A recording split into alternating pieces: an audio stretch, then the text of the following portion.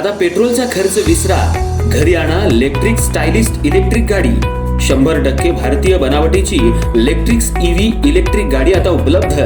5 वर्षांची वॉरंटी, आकर्षक कलर्स आणि स्पोर्ट्स डिझाइन। एकदा चार्ज करा आणि 100 ते 140 किलोमीटर पर्यंत रेंज।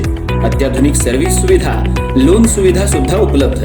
आजच भेट द्या साई मोटर्स, किसान चौक, इचलकरंजी। संपर्क 93 73 27 57 52 किंवा 0230 299 77 66। नो पेट्रोल नो टेन्शन, इलेक्ट्रिकचा स्मार्ट पर्याय।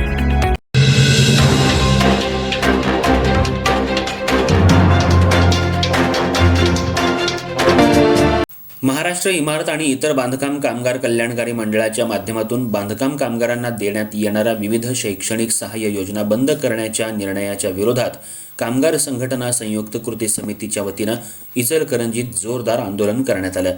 राज्य सरकारच्या निर्णयाचा निषेध करत प्रांताधिकारी कार्यालयाबाहेर कामगारांनी जोरदार निदर्शनं केली। त्यानंतर समितीच्या वतीनं विविध मागण्यांचं निवेदन नायब तहसीलदार संजय काटकर यांना देण्यात आलं। महाराष्ट्र इमारत आणि इतर बांधकाम कामगार कल्याणकारी मंडळानं 13 जुलै 2026 रोजी काढलेल्या परिपत्रकानुसार 1ली ते 8वी, 11वी तसंच पदवीच्या प्रथम, द्वितीय आणि तृतीय वर्षातील विद्यार्थ्यांना देण्यात येणारी शैक्षणिक सहाय्य योजना बंद करण्यात आली आहे। तसंच बांधकाम कामगारांच्या पत्नींसाठी देण्यात येणारी प्रसूती सहाय्य योजनाही बंद करण्यात आली आहे। या निर्णयामुळे बांधकाम कामगारांच्या कुटुंबांवर आर्थिक भार पडणार असून त्यांच्या मुलांच्या शिक्षणावरही परिणाम होणार असल्याचा आरोप कामगार संघटनांनी केला। शैक्षणिक सहाय्य मिळण्यासाठी 3 वर्ष नोंदणीकृत बांधकाम कामगार असण्याची अट घालण्यात आली आहे।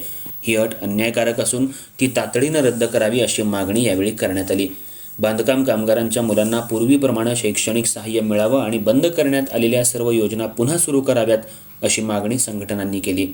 तसंच जिल्हा सुविधा केंद्रांमध्ये आधार क्रमांकातील दुरुस्ती तसंच नावातील स्पेलिंग दुरुस्तीची सुविधा मागील 2 वर्षांपासून बंद आहे।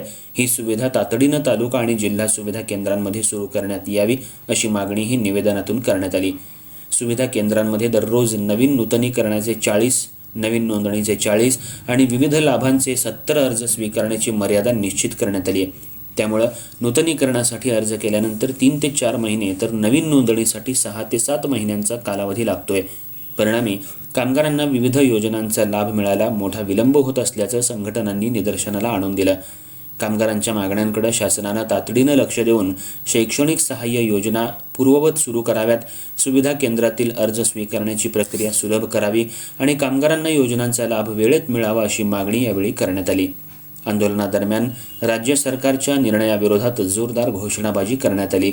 यावेळी राजेंद्र निकम, आनंदा गुरव, मदन मुरगुडे, बंडोपंत सातपुते, संगीता सिंग, मनीषा नाईक, अमित वडर, सादिक खलिफा, राजकुमार पवार, सचिन साठे यांच्यासह कामगार संघटना संयुक्त कृती समितीचे पदाधिकारी, विविध कामगार संघटनांचे प्रतिनिधी आणि मोठ्या संख्येनं कामगार उपस्थित होते।